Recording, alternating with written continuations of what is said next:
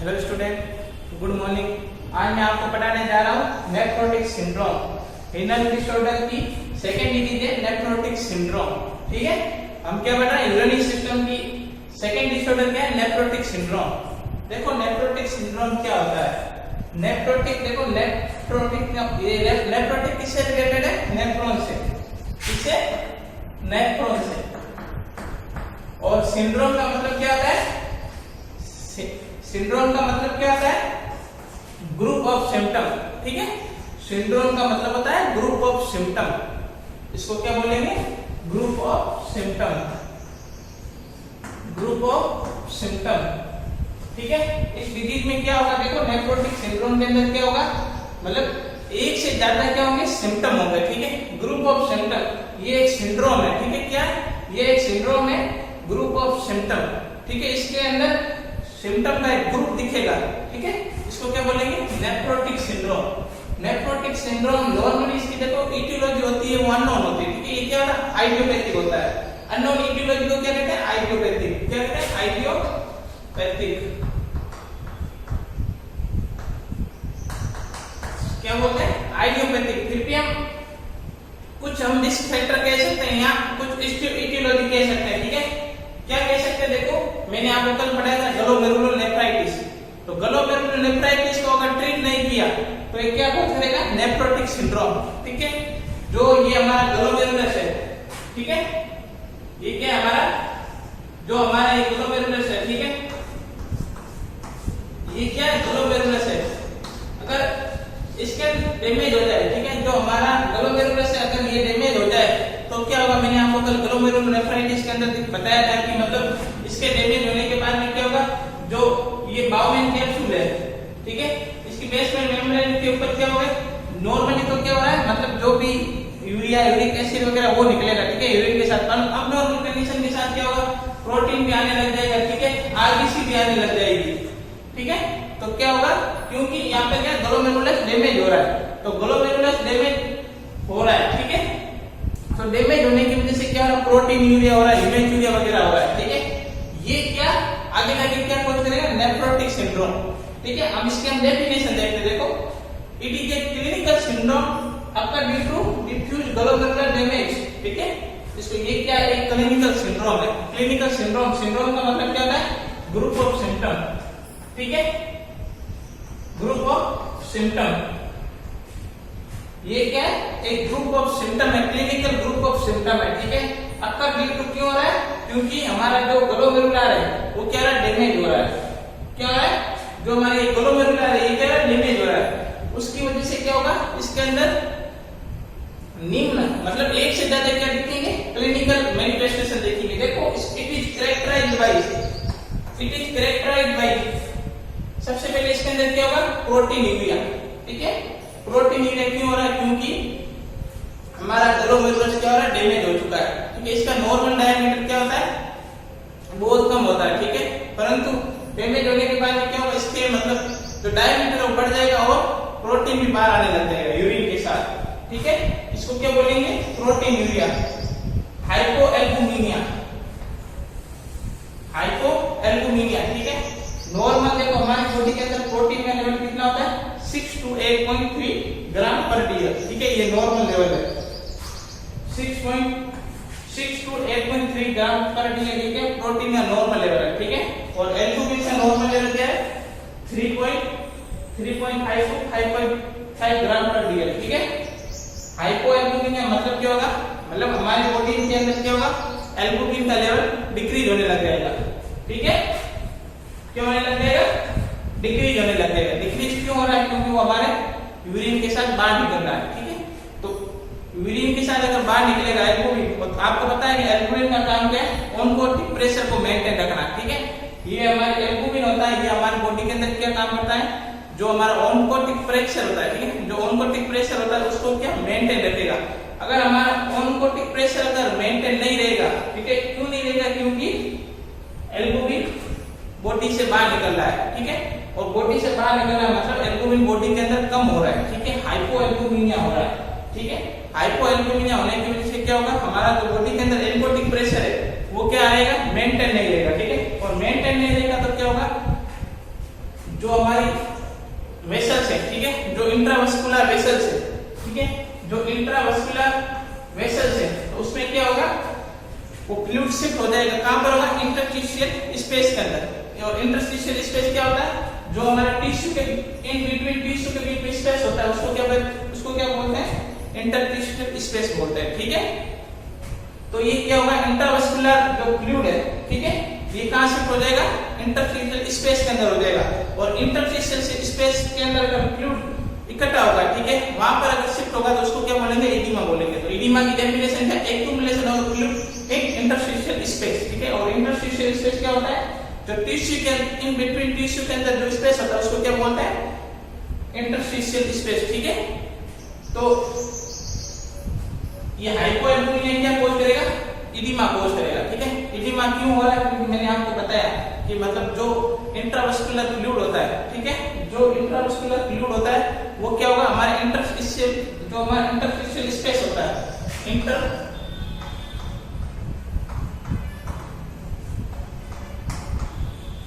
ठीक है, जो हमारे टिश्यू के बीच में जो स्पेस होता है वहां पर जाके क्या होगा, ये जो फ्लूइड है ना वहां पर जाके क्या हो जाएगा, शिफ्ट हो जाएगा, जमा हो जाएगा, ठीक है। तो वहां पर जमा होने के बाद में क्या होगा, फ्लूइड का एक्यूमुलेशन होगा। और फ्लूइड के एक्यूमुलेशन को क्या बोलते हैं, एडिमा बोलते हैं, ठीक है, एडिमा बोलते हैं, ठीक है। और नेक्स्ट में साइनस सिंड्रोम क्या, हाइपरलिपिडमिया, ठीक है। बॉडी के अंदर क्या होगा, लिपिड का लेवल बढ़ जाएगा। लिपिड का नॉर्मल लेवल कितना था, 0.6 mm और ऑस्मोलीटर, ठीक है, ये लिपिड का नॉर्मल लेवल है, ठीक है। देखो ये मतलब कैरेक्टरिस्टिक्स मैं आपको बताने जा रहा हूं, ये क्या इंपॉर्टेंट है, ठीक है। अगर आप इन फ्यूचर में कंपटीशन की तैयारी करो तो ये ग्रुप ऑफ क्लिनिकल सिम्टम है, ठीक है। ये नेफ्रोटिक सिंड्रोम के अंदर इंपॉर्टेंट है, ठीक है। ये क्वेश्चन आपके कंपटीशन लेवल में आता है कि मतलब इनमें से कौन सा मतलब नेफ्रोटिक सिंड्रोम का सिम्टम है, तो ये आप याद रखना, ठीक है। प्रोटीनूरिया, हाइपरलिपिडमिया, एडिमा और हाइपोएल्बुमिनिया, एडिमा और हाइपरलिपिडमिया, ठीक है। लिपिड का लेवल बॉडी के अंदर बढ़ जाएगा, ठीक है। ये क्या होगा, नेफ्रोटिक सिंड्रोम। नेफ्रोटिक सिंड्रोम क्या होता है, it is a clinical syndrome according to diffuse glomerular damage, ठीक है। जो ग्लोमेरुलर होती है, ठीक है, इसके क्या डैमेज हो जाएगी। और डैमेज क्यों हो रही है, ठीक है, डैमेज क्यों हो रही है, जो भी इटियोलॉजिकल फैक्टर है वो आगे पढ़ेंगे कि मतलब ये डैमेज क्यों हो रही है, ठीक है। इसके डैमेज होने के बाद क्या होगा, जो एल्बुमिन है वो हमारी बॉडी से बाहर निकलने लग जाएगा, जो प्रोटीन है वो भी बाहर निकलने लग जाएगा, उसकी वजह से क्या होगा, एडिमा कोज होगा, ठीक है, एडिमा कोज होगा, ठीक है।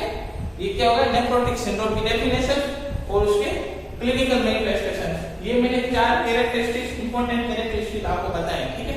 और इसके क्लिनिकल मैनिफेस्टेशन पर ये इंपॉर्टेंट है, आप याद रखना, प्रोटीनूरिया, हाइपोएल्बुमिनिया, एडिमा और हाइपरलिपिडमिया, ठीक है।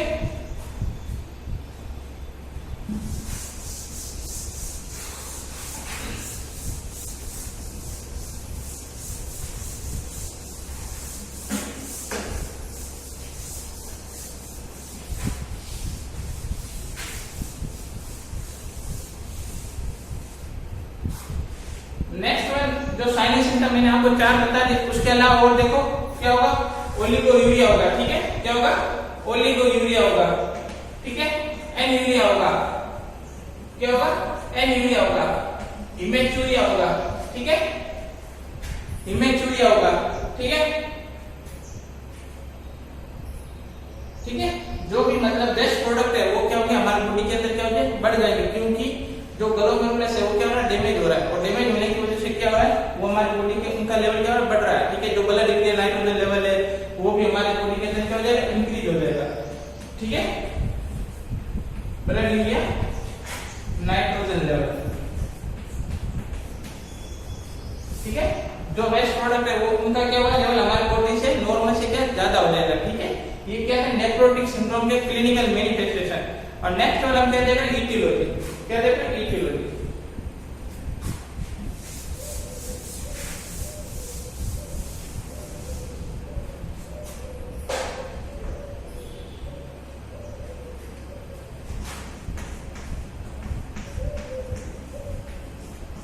देखो नॉर्मली मैंने आपको इटियोलॉजी बताई थी, क्या होती है, अननोन होती है, ठीक है। क्या होती है, अननोन होती है। अननोन को क्या कहते हैं, आइडियोपैथिक, ठीक है। इसको क्या बोलते हैं आइडियोपैथिक। जस्ट अगर इटियोलॉजी कोई कारण नहीं पता हो उसको क्या बोलते हैं आइडियोपैथिक, ठीक है। फिर हम इसको क्या मान और नॉर्मली रिस्क फैक्टर मान सकते हैं, ठीक है, रिस्क फैक्टर। तो मतलब उसकी वजह से क्या हो रहा है, नेफ्रोटिक सिंड्रोम हो रहा है। देखो सबसे पहले ग्लोमेरुलोनेफ्राइटिस,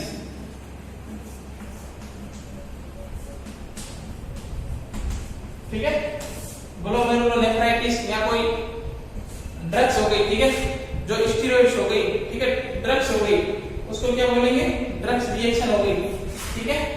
ड्रग रिएक्शन हो गई, ड्रग रिएक्शन में पेनिसिलिन, ठीक है, और कोई एलर्जिक रिएक्शन है,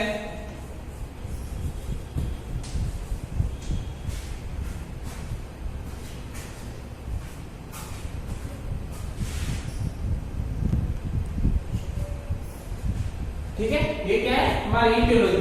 इटियोलॉजी नॉर्मली तो क्या है आइडियोपैथिक होती है, अननोन इटियोलॉजी होती है, ठीक है। अब इस फैक्टर मान सकते हैं यहाँ, इसको भी इटियोलॉजी मान सकते हैं, ठीक है। कि ग्लोमेरुलोनेफ्राइटिस मैंने आपको बताया था कि ग्लोमेरुलस के अंदर इन्फ्लेमेशन हो जाए, ठीक है, जो ग्लोमेरुलस होता है, ठीक है, उसके अंदर इन्फ्लेमेशन हो जाए, ठीक है।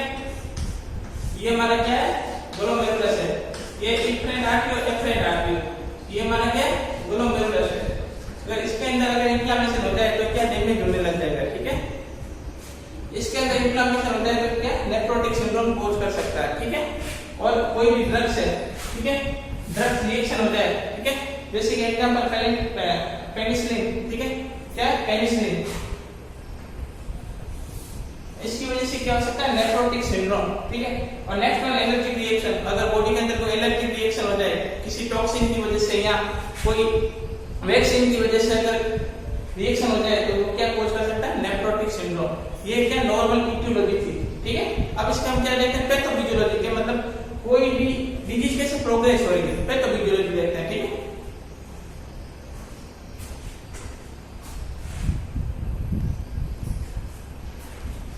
नेक्स्ट हम क्या देख रहे हैं इसकी पैथोफिजियोलॉजी, क्या देख रहे हैं पैथोफिजियोलॉजी, ठीक है। तो पैथोफिजियोलॉजी मतलब नेफ्रोटिक सिंड्रोम कैसे प्रोग्रेस हो रहा है, ठीक है, तो जो डिजीज प्रोग्रेस कैसे हो रही है, ठीक है, उसको हम क्या बोलेंगे पैथोफिजियोलॉजी, ठीक है। पैथोफिजियोलॉजी में सबसे पहले देखो ड्यू टू इटियोलॉजिकल फैक्टर, ठीक है, मैंने आपको इटियोलॉजिकल फैक्टर बताया, क्या बताया, ग्लोमेरुलर डैमेज,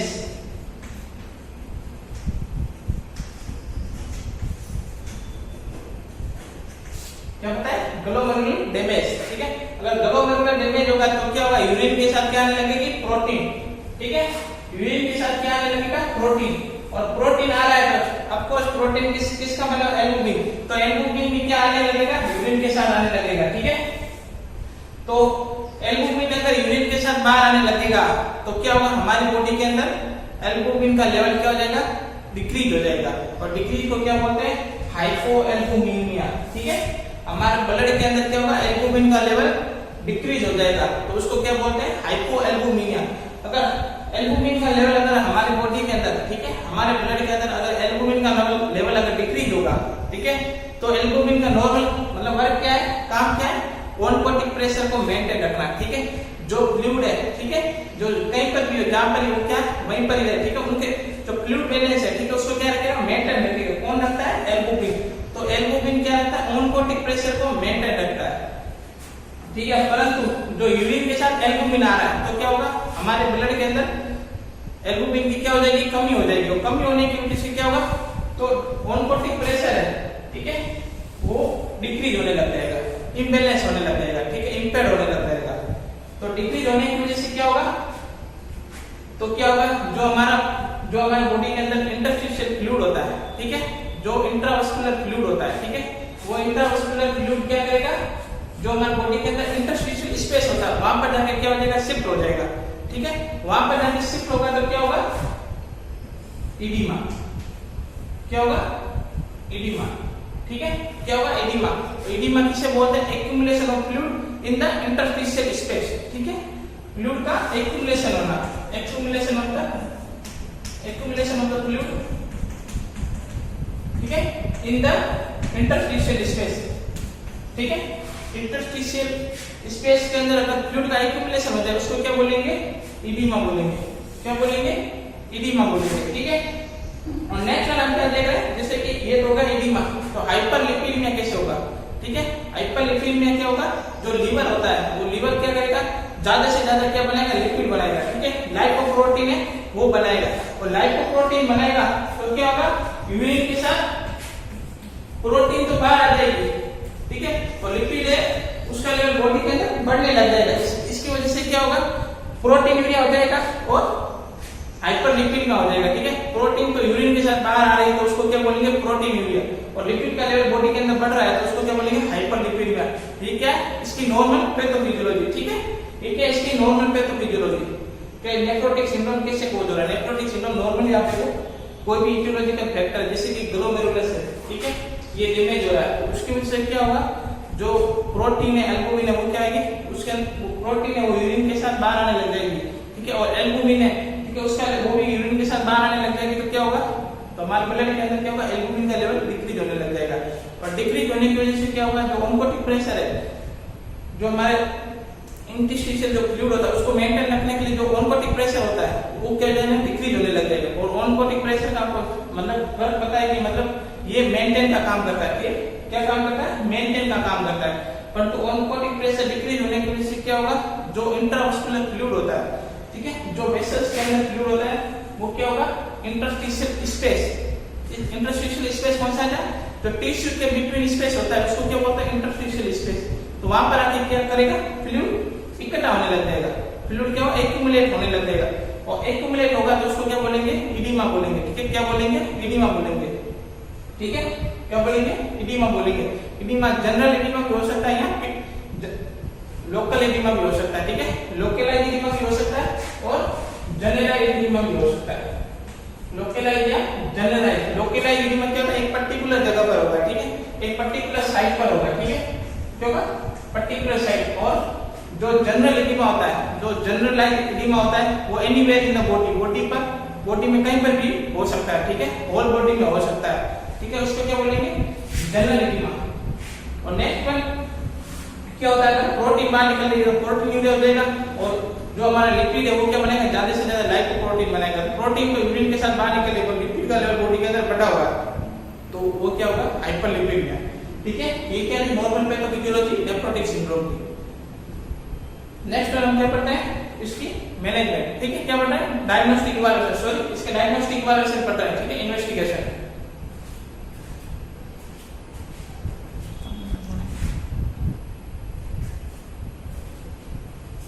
नेक्स्ट हम क्या देख रहे हैं, डायग्नोस्टिक इवैल्यूएशन, क्या देख रहे हैं, डायग्नोस्टिक इवैल्यूएशन, ठीक है। देखो डायग्नोस्टिक इवैल्यूएशन का मतलब है इन्वेस्टिगेशन, ठीक है। सबसे पहले देखते हैं history collection and physical examination. History collection में क्या करेंगे, उस पेशेंट की हिस्ट्री लेंगे कि पहले कोई आपके घर में कोई पेशेंट वगैरह नेफ्रोटिक सिंड्रोम का तो नहीं है, ठीक है, कोई रीनल डिसऑर्डर तो नहीं है, ठीक है, उसमें हिस्ट्री लेंगे। और फिजिकल एग्जामिनेशन क्या करेंगे, इडिमा को देखेंगे। इडिमा मैंने आपको बताया था, मतलब ठीक है, इडिमा देखेंगे जो मतलब आंखें वगैरह सूजी हुई दिखेगी, ठीक है, आंखें वगैरह, ठीक है, पेरी ऑर्बिटल एरिया वो क्या सूजा वाली दिखेगा, ठीक है, फेस वगैरह क्या होगा, इडिमा होगा, ठीक है। इसके अंदर फिजिकल एग्जामिनेशन करेंगे, इडिमा का करेंगे। और यूरिन एनालिसिस के अंदर क्या करेंगे कि यूरिन के अंदर प्रोटीन तो नहीं आ रही है, ठीक है, प्रोटीन यूरिया तो नहीं हो रहा है, और यूरिन के साथ एल्बुमिन वगैरह तो नहीं आ रही है, हाइपोएल्बुमिन हो जाएगा, ठीक है, यूरिन एनालिसिस करेंगे। और क्या देंगे, जो group A beta haemolytic streptococcus होता है उसका एग्जामिनेशन करेंगे, ठीक है, और सीरम प्रोटीन लेवल देखेंगे, ठीक है, कि यूरिन के साथ प्रोटीन तो नहीं आ रही तो बॉडी के अंदर देखेंगे प्रोटीन कम है ज्यादा है तो प्रोटीन लेवल देखेंगे। और लिपिड प्रोफाइल देखेंगे, ठीक है, एलएफटी लिपिड प्रोफाइल देखेंगे, ठीक है, लिवर, ठीक है, लिवर फंक्शन टेस्ट करेंगे, एलएफटी जो मतलब लिपिड हाइपरलिपिड में हो रहा है, आपको पता है नेफ्रोटिक सिंड्रोम है तो लिपिड का लेवल बढ़ा हुआ मिलेगा, ठीक है। और रीनल फंक्शन टेस्ट करेंगे, किसके लिए करेंगे, लिपिड के लिए करेंगे। ये क्या हो गई, इसका नॉर्मल डायग्नोस्टिक इवैल्यूएशन हो गया, ठीक है, इन्वेस्टिगेशन हो गया। अब नेक्स्ट अंकल हम क्या देखेंगे, इसका मैनेजमेंट देखेंगे, ठीक है, और कॉम्प्लिकेशन वगैरह देखेंगे। Thank you. ये नेफ्रोटिक सिंड्रोम का हम इसका मैनेजमेंट